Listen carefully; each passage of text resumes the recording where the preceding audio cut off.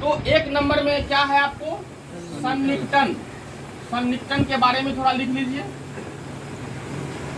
Approximation, approximation, इसमें लिखिए नर युग्मक और मादा युग्मक का, नर युग्मक और मादा युग्मक का, नर युग्मक और मादा युग्मक का एक दूसरे की ओर, नर युग्मक और मादा युग्मक का एक दूसरे की ओर निकट पहुंचना, एक दूसरे की ओर निकट पहुंचना सन्निकटन कहलाता है, सन्निकटन कहलाता है।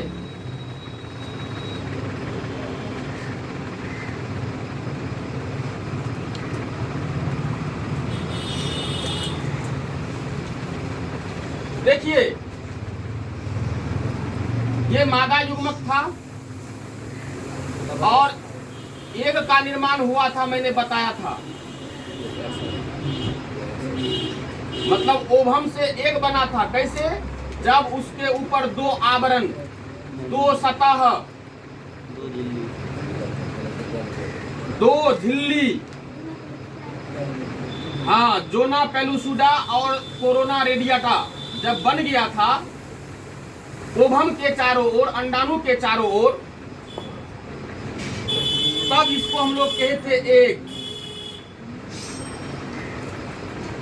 एक कह लीजिए या इसी को आप कह लीजिए अंडाणु, मतलब ओवम। लेकिन ओवम और एग में अंतर है, मैंने इससे पहले क्लास में डिस्कस कर दिया है। ऊपर में स्प्रिंग एक्स पहले आई दी, ऊपर में स्प्रिंग एक एप्रोक्सीमेशन आई होगा, एप्रोक्सीमेशन एग और ओवम है। ये देखिए मादा युग्मक है और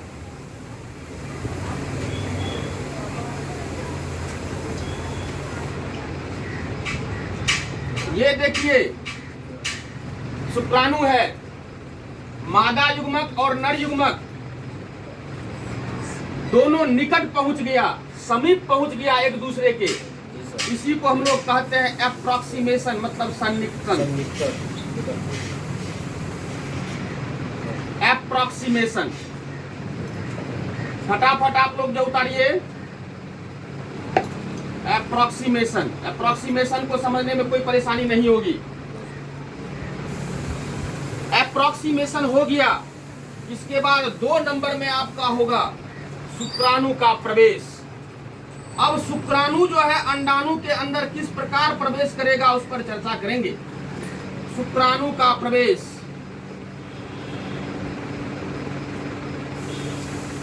एंट्री ऑफ स्पर्म।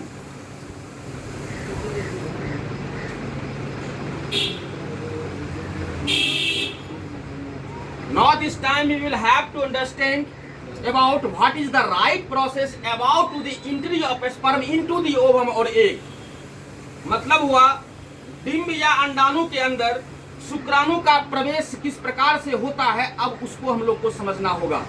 यहाँ पर थोड़ा सा पीसफुली माइंड, कंसंट्रेट माइंड से आप लोग समझने का कोशिश करेंगे और ज्यादा कुछ नहीं है। अगर आप लोग if you will apply your mind then you are able to understand easily. अगर दिमाग का यूज कीजिएगा, उपयोग कीजिएगा, तो आप आसानी से इसको समझ सकते हैं। तो फर्स्ट टॉपिक को मिटाएं, एप्रोक्सीमेशन को मिटाएं। Yes sir. अंतर है, जब 2 झिल्ली नहीं रहेगा तो उसको अंडाणु कहेंगे, अर्थात ओवम कहेंगे। और जब 2 झिल्ली जो है अंडाणु के ऊपर बन जाएगा तब उसको हम लोग एग कहेंगे। It is the major difference between the ovum and egg. यही जो है ओवम और एग के बीच मेजर अंतर है, मुख्य अंतर है। मिटा है फर्स्ट टाइप, मिटा दो ना। दूसरा जो हम लोग को समझना है, क्या समझना है दूसरा? शुक्राणु का प्रवेश। हेडिंग दे चुके हैं शुक्राणु का प्रवेश। शुक्राणु का प्रवेश में लिख लीजिए पैराग्राफ चेंज करके। डिंब या अंडाणु के अंदर डिंब पोस्ट में एग कर लीजिएगा, अब ओवम मत कीजिएगा। Egg EGG। डिंब या अंडाणु एग के अंदर शुक्राणु के प्रवेश की क्रिया को शुक्राणु के प्रवेश की क्रिया को शुक्राणु का प्रवेश कहते हैं। शुक्राणु का प्रवेश कहते हैं। तो दूसरा टॉपिक आपने लिखा है शुक्राणु का प्रवेश। शुक्राणु का प्रवेश, मैंने कहा था निषेचन में 3 चरण होता है, 3 स्टेप होता है, 3 बातें होती है, इसके बाद निषेचन की क्रिया पूर्ण होती है। तो हम दूसरी बात पर आ चुके हैं। पहला बात था सन्निकटन मतलब अप्रॉक्सीमेशन, दूसरा बात है शुक्राणु का प्रवेश, एंट्री ऑफ स्पर्म। अब हम लोग को एंट्री ऑफ स्पर्म को समझना है। आप देखिए ध्यान से,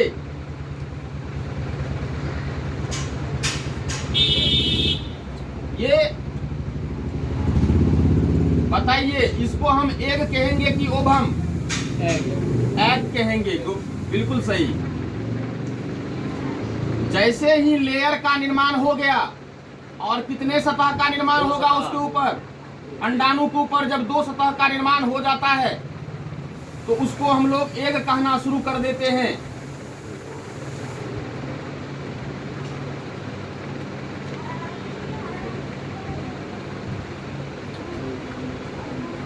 ये देखिए आपको क्या है, एग।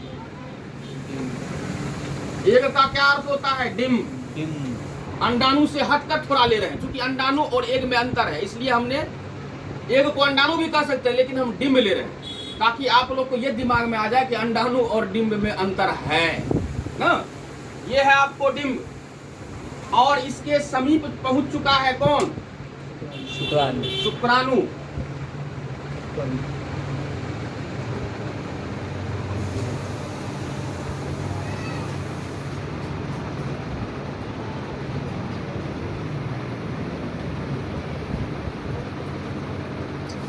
और आप लोग को याद होगा,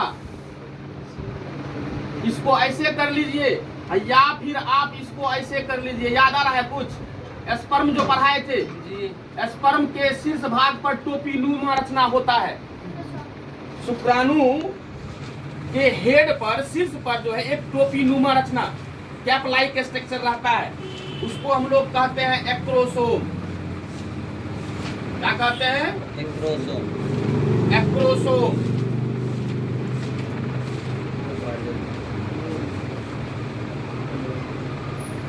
पूछा जाएगा एक्रोसोम कहाँ पाया जाता है, तो कहेंगे शुक्राणु में पाया जाता है। कहाँ शुक्राणु में? तो कहेंगे हेड के ऊपर टोपी नुमा संरचना जो होता है उसी को एक्रोसोम कहते हैं। आप सबसे बड़ी बात जानिए कि एक्रोसोम में जो होता है एंजाइम का समूह होता है। क्या होता है? एंजाइम का समूह, ग्रुप ऑफ एंजाइम।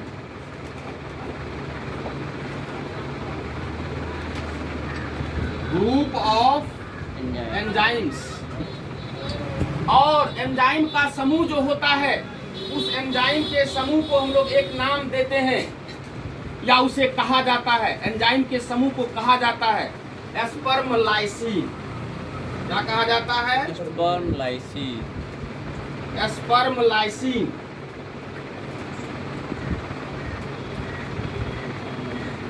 देखिए आपको मैंने इससे पहले क्लास में बताया था लेक्चर के दौरान कि अगर जो है, जब तक जो है क्रोमोसोम मतलब मादा युग्मक का क्रोमोसोम, नर युग्मक का क्रोमोसोम जब तक नहीं मिलेगा तब तक निषेचन नहीं होगा। आप लोग बताइए, ये स्पर्म शुक्राणु नर युग्मक काफी समीप आ गया, सन्निकटन अप्रॉक्सीमेशन की क्रिया खत्म हो गई, तो क्या निषेचन हो जाएगा? नहीं। जब तक ये शुक्राणु इसके अंदर नहीं जाएगा और शुक्राणु का गुणसूत्र अंडाणु अर्थात डिंब के गुणसूत्र से आपस में नहीं मिल जाएगा तब तक निषेचन नहीं हो जाएगा, नहीं होगा। यहाँ एग जो है एक अपने ऊपर दो सतह या दो तरह के झिल्ली का निर्माण हो गया है एक के ऊपर। एक झिल्ली, पहला झिल्ली जो है, यहाँ ध्यान दीजिए, ये पहला झिल्ली है, मतलब डिंब के जस्ट सटे, अंडाणु के जस्ट सटे। मैंने इससे पहले क्लास में बताया था, इस झिल्ली का निर्माण अंडाणु के सिक्रीशन के द्वारा, स्राव पदार्थ के द्वारा ही होता है, जिसको मैंने क्या कहा था? Zona pellucida. क्या कहा था? Zona pellucida. और दूसरा सतह जो था कोरोना रेडिएटा, उसको कहते थे कोरोना रेडियाटा।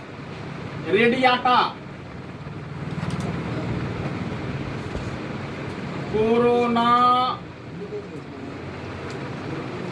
रेडियाटा। अब आपको एक बात और हम बता दे रहे हैं, उसको दिमाग में रख लीजिएगा। ये कोरोना रेडियाटा जोना पेलुसिडा से जुड़ा हुआ है। अर्थात क्या हुआ? कोरोना रेडियाटा जोना पेलुसिडा से जुड़ा रहता है। पूछिएगा किसके द्वारा जुड़ा रहता है? तो आप कहिएगा कि ये कोरोना रेडियाटा जो होता है, जुड़ा होता है जोना पेलुसिडा से एक एसिड के द्वारा। उसको कहते हैं हाइलुरोनिक अम्ल। क्या कहते हैं? हाइलुरोनिक अम्ल, मतलब हाइलुरोनिक एसिड। अब क्वेश्चन आ गया कि एग में, डिंब में,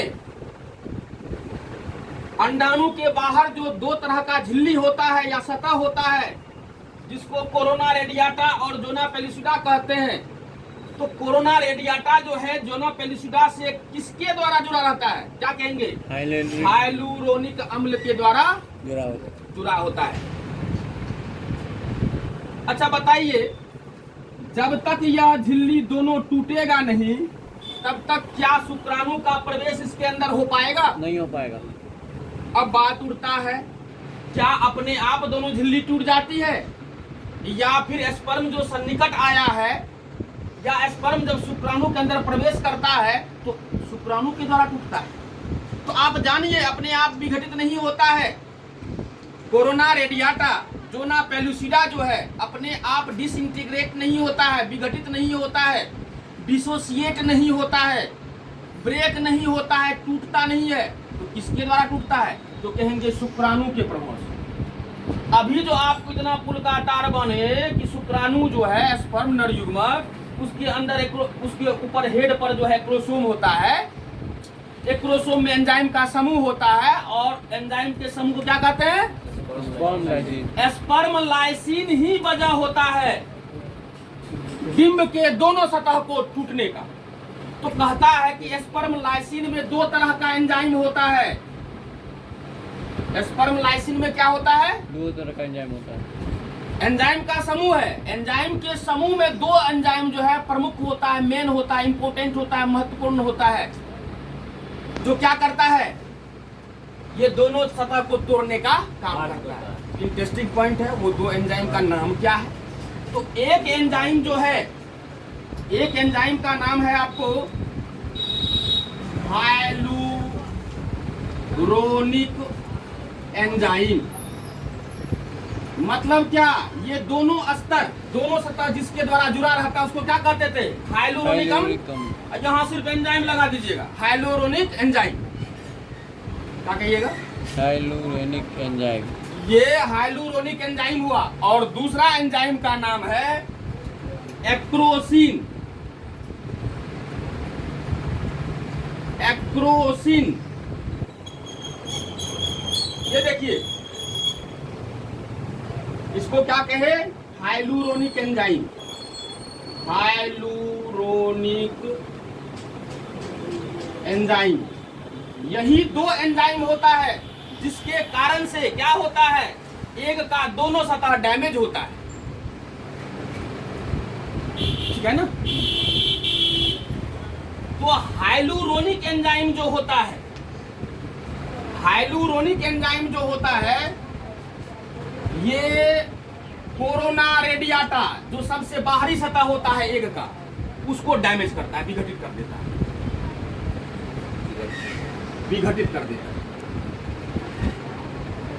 और ये एक्रोसिन एंजाइम जो होता है, ये अंदर का सतह कौन था, जोना पेलुसिडा, तो जोना पेलुसिडा को विघटित करता है,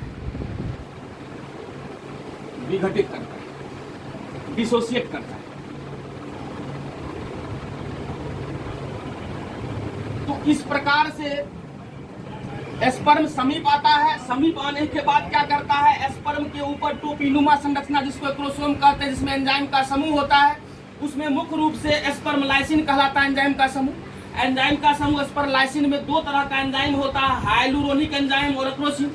हाइलुरोनिक एंजाइम क्या करता है, कोरोना रेडिएटा को तोड़ देता है, डैमेज कर देता है, डिसोसिएट करता है, विघटित करता है, डिसइंटीग्रेट कर देता है। और एक्रोसिन नामक एंजाइम दूसरे प्रकार का एंजाइम है, जो क्या करता है, जोना पेलुसिडा को तोड़ता है, जोना पेलुसिडा सतह को तोड़ता है और किसी खास जगह को तोड़ता है। ये एक्रोसिन एंजाइम जो होता है, जोना पेलुसिडा जो होता है, इसमें एक स्थान होता है ZP3। क्या होता है, ZP3, ZP3 ग्राही स्थान। क्या होता है, ZP3 ग्राही स्थान। ZP3 ग्राही स्थान को ही तोड़ता है। किसको तोड़ता है, ZP3 ग्राही स्थान को ही तोड़ता है।